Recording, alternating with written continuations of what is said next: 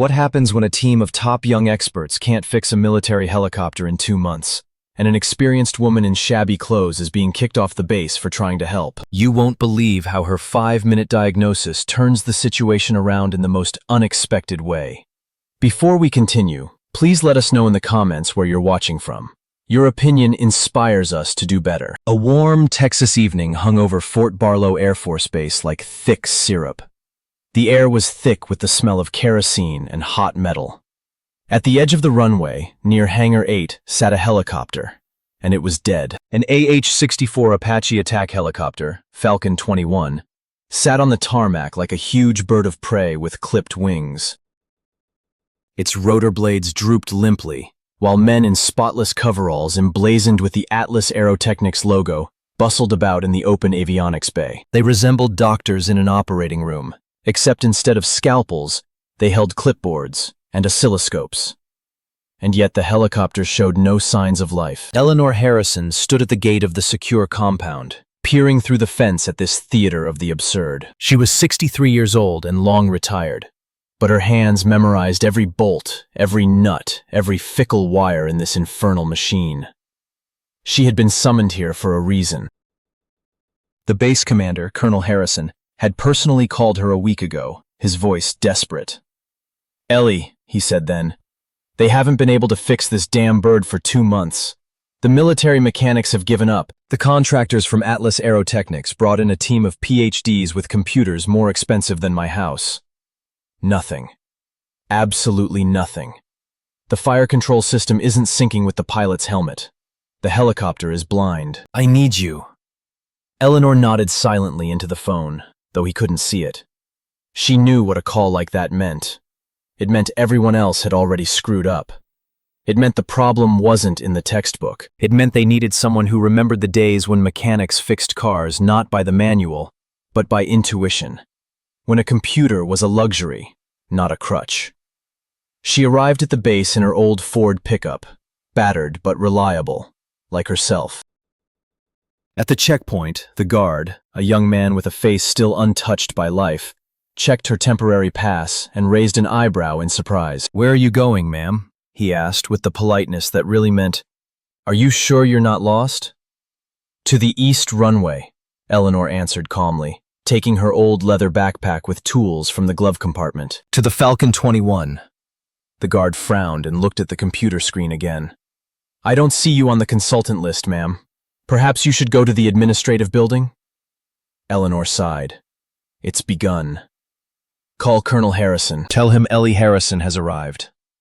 The guard hesitantly picked up the phone and dialed the number. 30 seconds later, his face changed, his eyes widened, and his back straightened. "Yes, sir. Right away, sir. Sorry, sir." He hung up and hurried out of the booth, opening the barrier manually, as if the automatic system wasn't fast enough. "Excuse me, ma'am. Go ahead. Directly to Hangar 8. Eleanor nodded and drove off. The pickup rumbled along the asphalt, and familiar landscapes flashed past the window. Hangars, warehouses, training grounds. She had spent 28 years of her life here. Every stone here knew her name. But the young people didn't remember that. To them, she was just an old woman in worn jeans and a faded flannel shirt. When she parked near the hangar and got out of the car, the first person she saw was a tall man in his 30s, wearing a crisp white polo shirt embroidered with the Atlas Aerotechnics logo. His name, according to his badge, was Jason Collins. He was standing next to the Falcon, holding a tablet, talking to 2 colleagues. All 3 looked tired, irritated, and very self-assured. Eleanor walked leisurely toward the helicopter, her backpack with instruments swaying over her shoulder. She wasn't in a hurry. Haste is the enemy of good diagnostics. Jason noticed her and turned, his gaze sliding over her, both appraising and dismissive. "Ma'am," he said, raising his hand like a policeman stopping a car. "This is a restricted area. Specialized work is taking place here. You are not allowed in here." Eleanor didn't stop.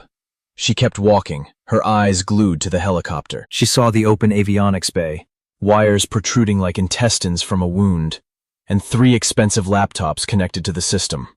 A typical scene. Much technology, little understanding. "I know," she said quietly, not looking at Jason. That's why I'm here. Jason snorted. He turned to his colleagues, one of whom, a guy with a trendy haircut and a tattoo on his forearm, chuckled. With all due respect, ma'am, Jason continued, and there was no respect in his voice. We're an engineering support team here. We were invited by Base Command. We have all the necessary clearances. If you're not on the access list, I can't let you through. Eleanor finally stopped. She turned to him and met his gaze calmly. Her brown eyes were tired, but they shone with such confidence that Jason faltered for a moment. The colonel called me, she said simply, showing her temporary pass. Jason narrowed his eyes, took the pass from her, and turned it over in his hands. It only had a name written on it. No position, no rank. A standard guest pass, the kind given to relatives of military personnel for open houses. Colonel, he asked, clearly dubious. Are you sure you haven't been mistaken for someone else? Perhaps you need to go to the Military Family Services office? It's in that building. He pointed off to the side. The second technician, the one with the tattoo, came closer. Jason, what's going on? Is she a maintenance worker? I don't know, Jason shrugged. He says the colonel called her. They both looked at Eleanor, and their gazes were so condescending that she wanted to punch them. But Eleanor had long ago learned to keep her emotions to herself. In the army, especially as a woman, you had to swallow a lot of insults. Listen, Jason said, losing his patience. This machine costs $40 million. It has a critical fire control system failure that the best specialists in the country have been unable to diagnose for 8 weeks. We're running a deep data analysis using artificial intelligence. This is complex, high-tech work. We can't allow outsiders to interfere with the process. Eleanor listened silently. She saw their laptops, their oscilloscopes, their self-assurance. They looked for problems in numbers, in codes, in protocols. They forgot that a helicopter is more than just electronics. It's a living machine that breathes, vibrates, and wears out. And sometimes the problem isn't the processor, but a simple loose bolt or chafed wire. I won't interfere, she said calmly. I'll just fix your helicopter. The third technician, the youngest, with large headphones around his neck, laughed. You? Fix it? With what, prayer? Eleanor tilted her head, her lips twitching in a faint smile. She pulled a small tool from a pocket in her backpack. It was an old ratchet wrench, its chrome surface worn away by time and use. 2 tarnished dog tags hung from the handle, wrapped in green paracord. The metal was scratched, the inscriptions nearly faded. The technician with the headphones snorted. Seriously? You're going to fix a helicopter with a wrench? This isn't the 19th century, Grandma. We've got artificial intelligence at work here. Jason raised his hand, stopping him. Enough. Ma'am, what's your name? I'll call security. They'll check you out. If you're really here on business, we'll sort it out. In the meantime, please step away from the helicopter. Eleanor Harrison, she replied. Jason typed the name into his phone and frowned. Nothing. There's no Eleanor Harrison on the contractor list. Ma'am, I must ask you to leave the premises. Security will be arriving shortly. Eleanor didn't move. She simply stood there, holding her ratchet wrench, looking at the helicopter. Her gaze slid over the fuselage, the open avionics bay, the gun turret. She saw what these young specialists didn't. She saw a slight discoloration on the hull near the turret, barely noticeable, as if the metal there was slightly overheated. She saw a slight sag in the wiring harness leading from the avionics to the nose cone. Just 2 millimeters, but it was enough. At that moment, from across the airfield, another figure approached them. Staff Sergeant Michael Thompson, a mechanic with 30 years of experience, whose face resembled a war map, every wrinkle a story. He had been watching the scene from afar, through binoculars, while replacing a rotor blade on another helicopter. When he saw the woman in shabby clothes approaching Falcon 21, his heart gave a strange leap. That gait, that confident, unhurried gait. He hadn't seen Eleanor Harrison in 10 years, not since she retired from the army, leaving behind a legend that young mechanics still whispered about. Ellie Fix. That's what they called her. Ellie, the Fixer. A legend, a woman who, during a mission in Afghanistan after a hard landing in a sandstorm, spent 12 hours salvaging parts from the wreckage of a radio to restore the fire control system's processor. She did it under enemy fire, in complete darkness, with just a flashlight and her own stubbornness.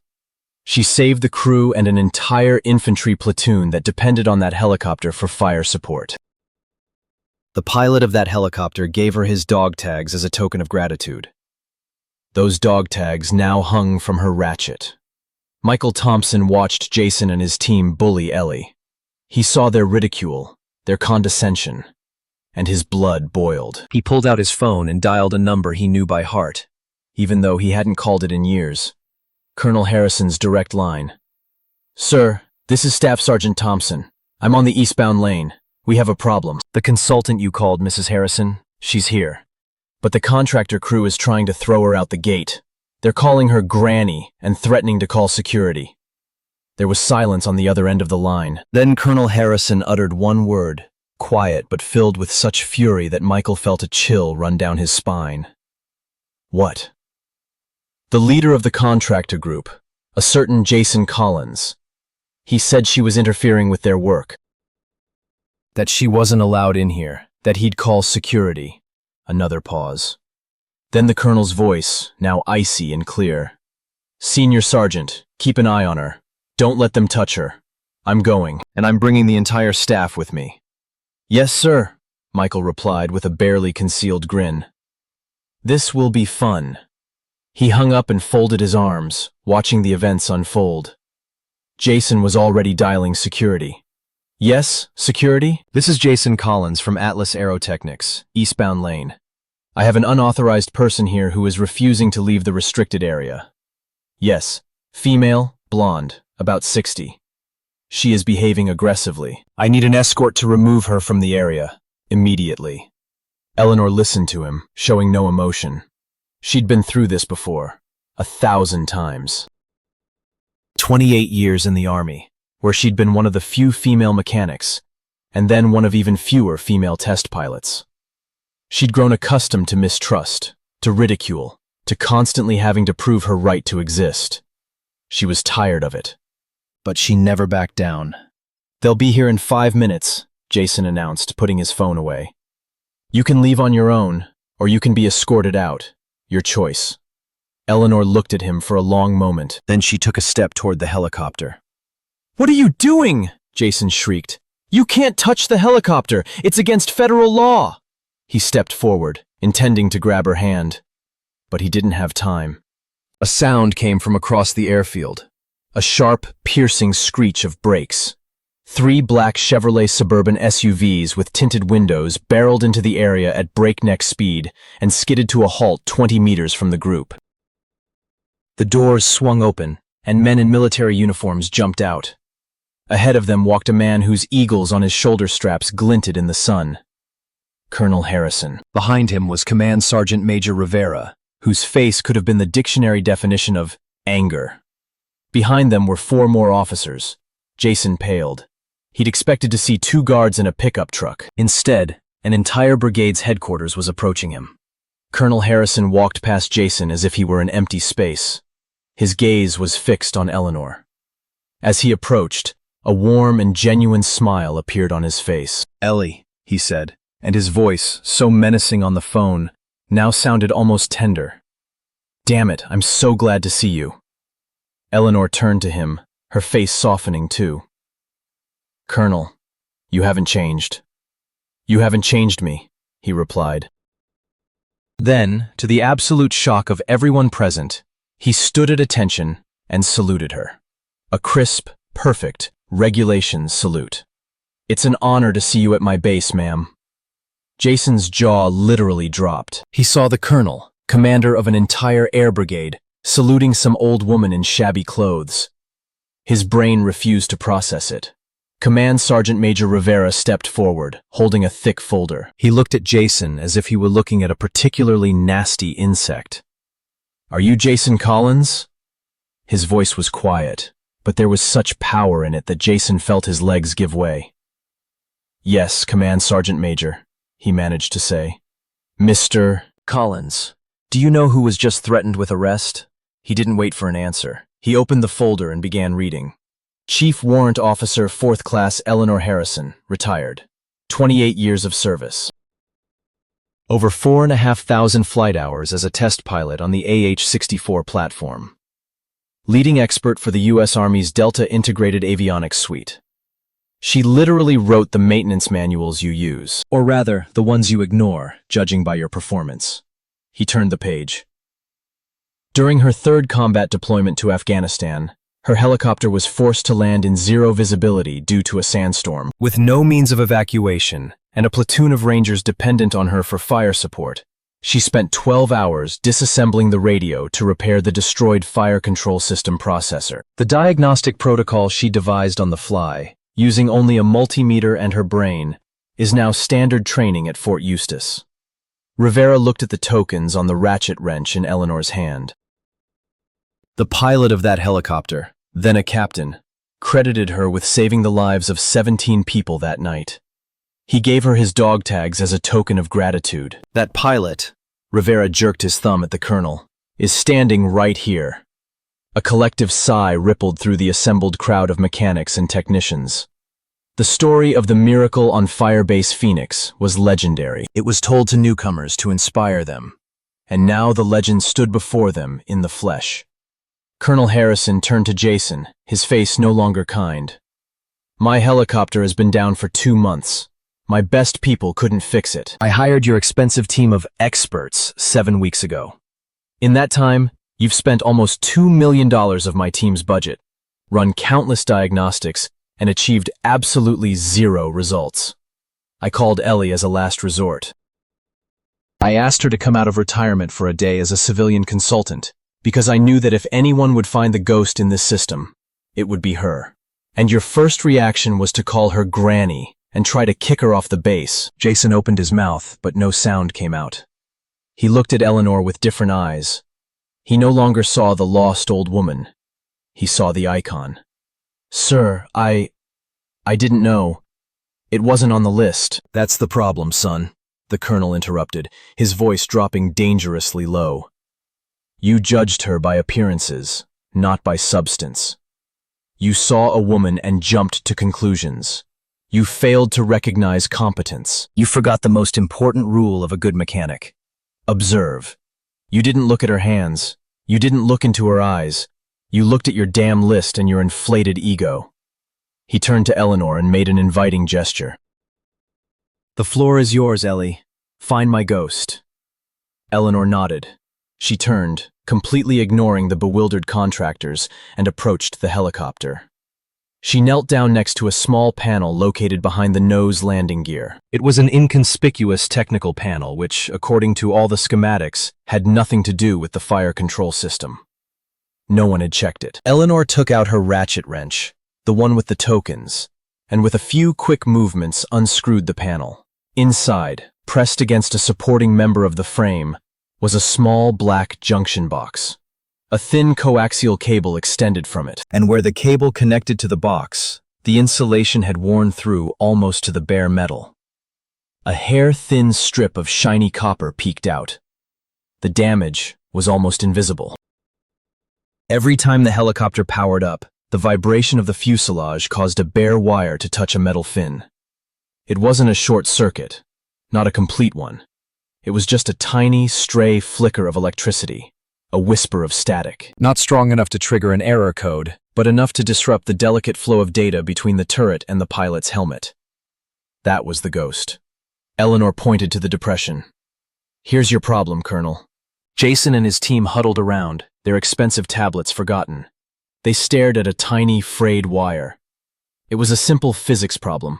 A 50-cent clamp and 5 minutes of work. All their sophisticated diagnostics, their algorithms, their PhDs were useless because they had forgotten the most basic rule of mechanics. Look at the machine. Command Sergeant Major Rivera turned to Jason. Your team has been removed from the project, he said evenly. Gather your equipment and report to the base's contract office. Your passes have been revoked. Then he turned to the assembled Army mechanics. Everyone else, listen carefully. This is a lesson. Competence has no uniform. Expertise has no gender. You will treat every person on this base with respect. Whether they're a general or a janitor, you will never again assume you know more than the person standing next to you. Am I clear? Yes, sir. Command Sergeant Major, the mechanics responded in unison. Meanwhile, Eleanor had already pulled a small roll of electrical tape and a zip tie from her overalls pocket. She carefully wrapped the wire, secured it away from the metal fin, and replaced the panel. She tightened the screws with a ratchet wrench, the tokens jingling softly with each turn. She stood up and wiped her hands with a rag. Done, Colonel. I recommend issuing a maintenance order and checking the entire fleet for similar fraying in this wiring harness. Colonel Harrison shook his head, his face a mixture of admiration and disbelief. You never lost your touch, Ellie. She just smiled. Some things are never forgotten. A week later, everything at the base changed. Eleanor Harrison's story spread like wildfire. A new protocol was instituted at the checkpoint. All visitors, regardless of their appearance, were to be greeted with professional courtesy, and their documents were to be checked without prejudice. Colonel Harrison ordered a series of training sessions for all technical personnel, led by Staff Sergeant Thompson. The theme was back to basics, comprehensive diagnostics using hands-on techniques, not blind faith in computers. Jason wasn't fired. At Colonel Harrison's insistence, his company transferred him to another unit. His new job involved collaborating with the team at Fort Eustis to update the AH-64 maintenance manuals. Specifically, he was tasked with writing the chapter, Lessons from the Field, beginning with the story of the chafed wire on Falcon 21. One afternoon, Jason found Eleanor in a quiet corner of the hangar. She was sitting on a box of spare parts, drinking coffee from a thermos, and talking with a young specialist about the intricacies of balancing rotor blades. He waited until they finished, then hesitantly approached. Ma'am, he said quietly. Eleanor turned to him, her face calm. Jason, I wanted to apologize, the words poured out. Really, without the colonel and sergeant major looking at me. What I did was unforgivable. I was arrogant, condescending, and completely wrong. I'm sorry.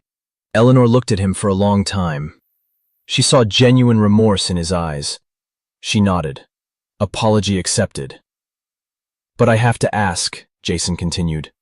How did you know where to look? I mean, it wasn't on any of the diagrams. Experience, Eleanor answered simply.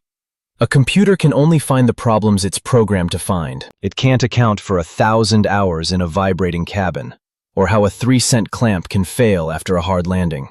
A good mechanic doesn't just read the manual. He listens to the machine. And he listens to the people who worked on those machines before him. She tapped her temple. The best diagnostic tool you have is right here. Never let a laptop convince you otherwise. She smiled slightly. You're a smart guy, Jason. You just needed a good spanking. Learn from it. It'll make you a better engineer.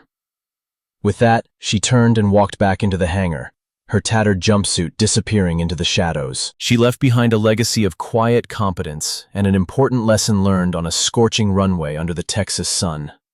Eleanor never sought fame. She just did her job. Good. Every day. For 28 years. And when she was called back, she came. Not for the money, not for the recognition. She came because the machine needed fixing. Because people depended on that machine.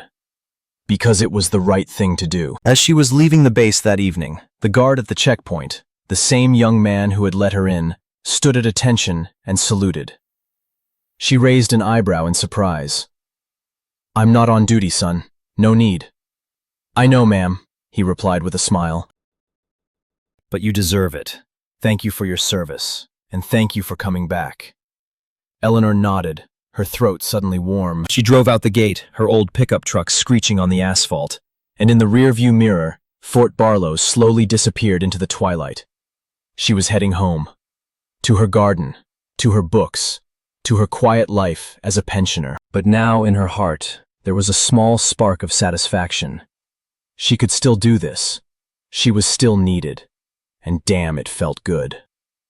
But the story didn't end there. A month after that incident, one Saturday, while Eleanor was working in her back garden, planting tomatoes, her favorite pastime, a small motorcade pulled up to her gate.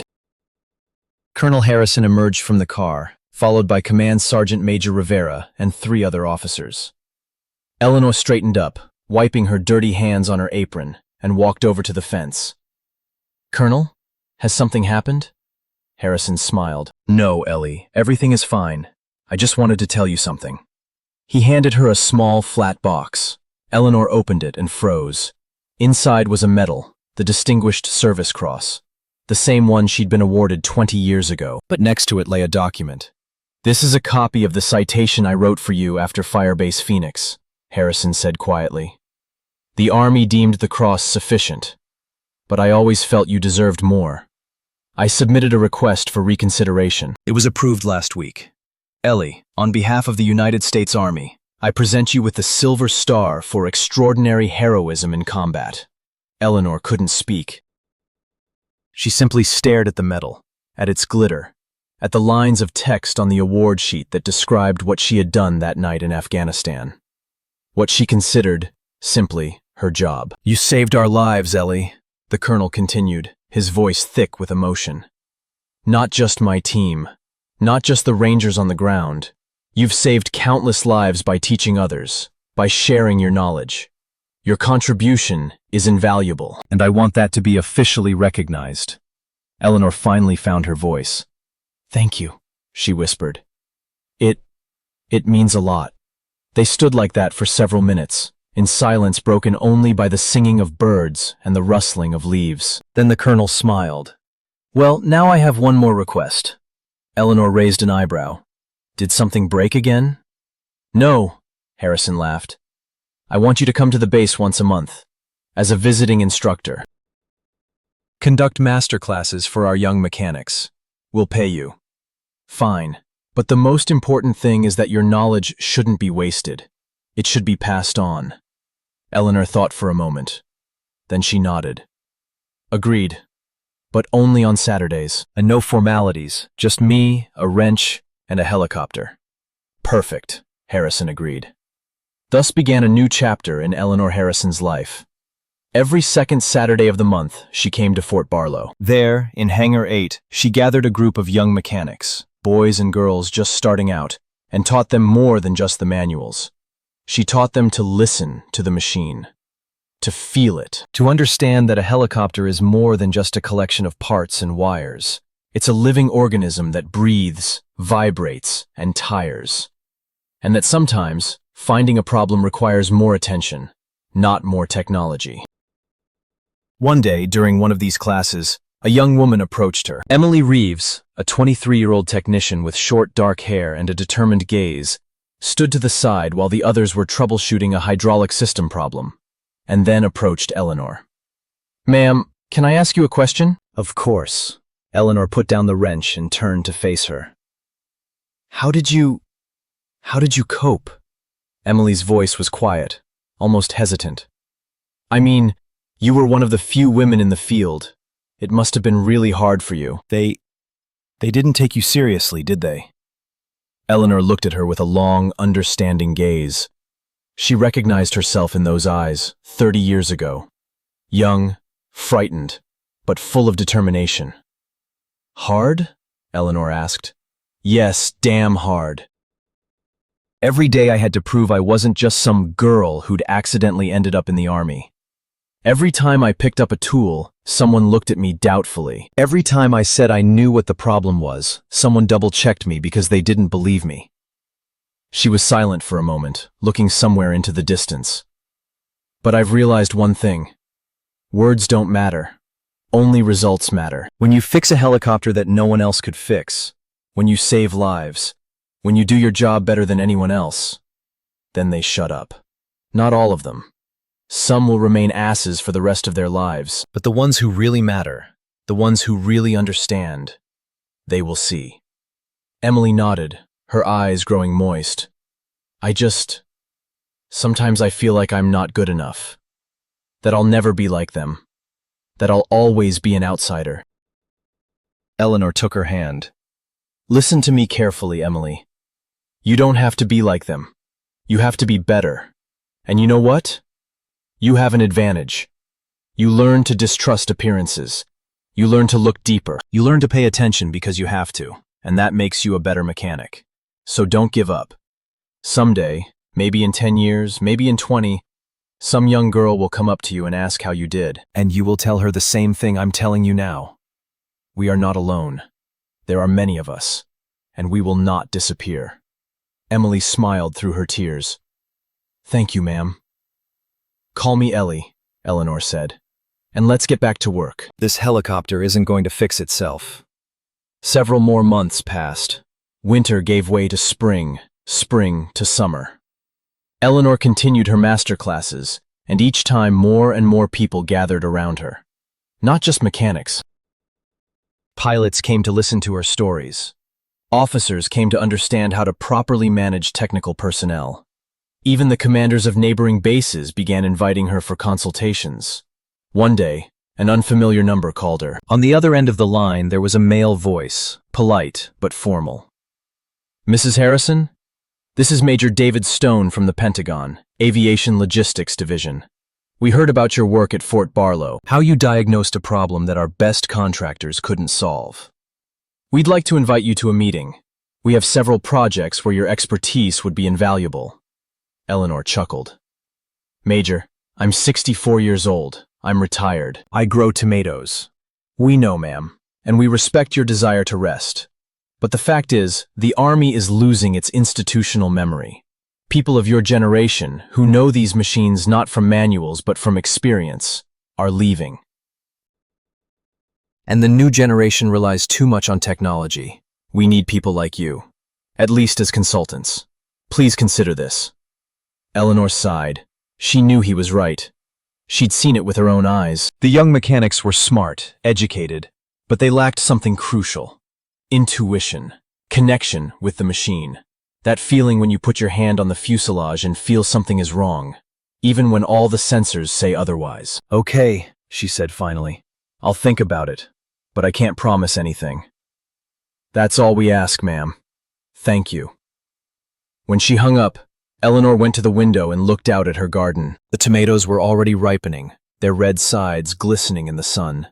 She thought about her life, about 28 years of service, about the hundreds, if not thousands, of helicopters that had passed through her hands, about the people she had trained, about the lives she had saved, directly and indirectly. And she understood that her work was not yet finished. Maybe she couldn't spend 12 hours squatting in a cramped avionics bay anymore. Maybe her back ached from a long day in the hangar. Maybe her hands weren't as steady as they once were. But her mind, her experience, her knowledge, they were still there. And if she could pass them on, teach the next generation not to make the same mistakes, not to blindly rely on computers, but to look, listen, feel, then it was worth continuing. She returned to the phone and dialed Major Stone's number. Major? It's Eleanor Harrison again. I've been thinking about it. I'm ready to discuss your offer. But I have conditions. A satisfied laugh was heard on the other end. Of course, ma'am. We're listening. 6 months later, Eleanor Harrison became an official consultant for the Ministry of Defense on aircraft maintenance. Her job wasn't to repair helicopters. There were plenty of young mechanics for that. Her job was to teach, share her experience, and write manual supplements based not on theory, but on real-life examples from the field. She became a bridge between the old and the new, between analog and digital, between intuition and data. And every time she visited a base, every time she entered a hangar and saw young mechanics working on the machines, she felt the same thing she had felt 30 years ago when she first laid her hands on the cold metal of a helicopter. Love. Respect. Connection. She wasn't a celebrity. She wasn't mentioned in the newspapers. Her name wasn't known outside a small circle of aviation specialists. But those who knew her well. And that was enough. One day, many years later, when Eleanor was nearly 80, she sat on a bench in front of a hangar at Fort Barlow. The day was warm. The sun was setting, painting the sky orange and pink. Next to her sat Emily Reeves, who by then had become a staff sergeant and oversaw the entire base's maintenance department. They were silent, enjoying the peace. You know, Emily said, breaking the silence, I still remember the day you first told me not to give up. I was ready to quit. I thought I'd never fit into this world. Eleanor smiled, her eyes sparkling in the rays of the setting sun. Now look at you. Senior Sergeant, head of the technical department. You've trained more mechanics than I have in my entire career. It's only because of you, Emily said quietly. No, Eleanor shook her head. Thanks to you. I simply showed you the door. You walked through it yourself. They sat in silence for a moment longer. Then Emily pulled something small out of her pocket and handed it to Eleanor. This is for you. I've wanted to give it to you for a long time, but I never got around to it. Eleanor picked up the item and examined it. It was a small army dog tag, just like the ones hanging from her ratchet wrench. It was engraved with a name, Specialist Emily Reeves, and the date, and a short inscription. For showing me the way. Eleanor felt a lump rise in her throat. Emily. You saved my life, Ellie. Maybe not literally, like you saved those people in Afghanistan. But you saved me from myself, from my doubts, from my fear. You taught me to believe in myself. And I want you to know what that means to me. It means everything. Eleanor slowly embraced the girl, and they sat there, two women separated by generations, but united by a common destiny. The destiny of those who chose the difficult path, who did not give up when it would have been easier to leave, who proved that skill, courage, and dedication know no gender, age, or any other boundaries. When they parted ways, Eleanor walked to her truck, badge in hand. She climbed behind the wheel but didn't start the engine right away. She simply sat there, looking out at the hangar, at the helicopters, at the young mechanics still working despite the late hour. And she realized the circle had closed. She had passed the baton. Her knowledge, her experience, her spirit, all of it now lived on in a new generation. And that was the greatest reward she could receive. She attached Emily's dog tag to a ratchet wrench next to Colonel Harrison's. 3 dog tags, 3 stories, 3 lives she changed. Or maybe 3 lives that changed her. She started the engine and slowly pulled out of the base. The guard on duty, a different one, younger than the one who had let her in all those years ago, saw her and smiled. He knew who she was. Everyone at the base knew. "See you later, Miss Harrison," he called after her. "See you later, son," she replied, waving her hand. She drove home along a dark Texas road, the lights of the base slowly fading in her rearview mirror. Ahead of her, a house, a garden, a cozy chair on the porch, and a glass of iced tea awaited her. A simple, quiet life. But now she knew her life had been far from simple. It was filled with meaning, purpose, connection with people and machines. It was a life well lived. And at Fort Barlow, in Hangar 8, there was a large photograph hanging on the wall. It depicted an elderly woman in a shabby jumpsuit, holding a ratchet wrench, standing next to an AH-64 Apache helicopter. Beneath the photograph was a sign. Chief Warrant Officer 4th Class Eleanor Harrison retired. Ellie Fix. Legend. Mentor. Hero. She taught us that true excellence is measured not by diplomas, but by results. Not by words, but by actions. And that a mechanic's most important tool is not a computer, but a heart that beats in unison with the machine. Every new mechanic arriving at the base stopped in front of this photograph, and each of them heard the story of how an elderly woman, without rank or badge, armed only with experience and tenacity, fixed a helicopter that the country's best minds couldn't. A story of how she faced arrogance and disdain, but didn't back down. A story of how a person's true worth is determined not by their appearance, but by what they can do. And this story was passed down from generation to generation, as a legend, as a lesson, as a reminder that sometimes the quietest voices speak the most important words. And that we must learn to listen not only to machines, but also to the people who understand them. Eleanor Harrison lived for many more years. She watched Emily Reeves become one of the finest mechanics in the history of the Army. She watched dozens of her students spread across the country, carrying her knowledge and her philosophy with them. She saw attitudes toward women in aviation engineering change, slowly, arduously, but surely. And when it was time for her to go, as she lay in her bed, surrounded by photographs, awards, and memories, they came to her. Colonel Harrison, now a retired general. Staff Sergeant Thompson, a legend in his own right. Emily Reeves, who by then had already worn the rank of major, and dozens of other people whose lives she had touched.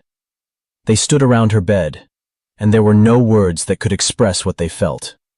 Gratitude, love, respect, sorrow. Eleanor looked at them all, her eyes tired but clear. "Don't be sad," she whispered. "I lived a good life. I did what I loved. I helped people. I fixed cars. What more do you need?" Emily took her hand, tears streaming down her cheeks. "You changed the world, Ellie. You changed us all." Eleanor smiled weakly. "No, baby. I just fixed a few helicopters. You changed the world. Keep going. Pass it on. Teach others. Don't forget to listen. Don't forget to watch.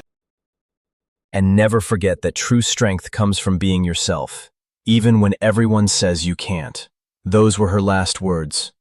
She closed her eyes and passed away quietly, like a sunset over the Texas plains, calm, dignified, leaving behind a warm glow. Hundreds of people gathered at her funeral, generals and privates, young mechanics and veterans, men and women.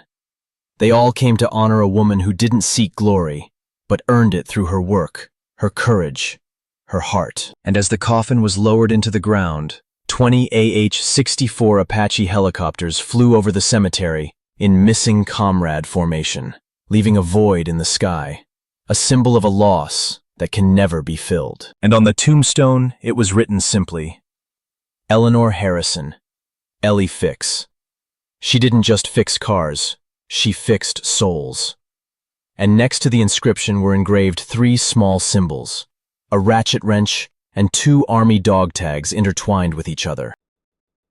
The legend is gone, but the story remains, and it will be told again and again, in hangars and on runways, to young mechanics just beginning their journey. A story about how competence knows no bounds. That mastery comes not from textbooks, but from experience, a love of the craft, and a willingness to learn from those who came before you. And that sometimes the greatest heroes aren't those who shout the loudest, but those who quietly do their job, day after day, year after year, changing the world one repaired helicopter at a time. Eleanor Harrison, Ellie Fix, legend, mentor, hero. A mechanic who listened not only to computers but also to her heart, and who taught an entire generation to do the same. Her story is over, but her legacy will live on forever.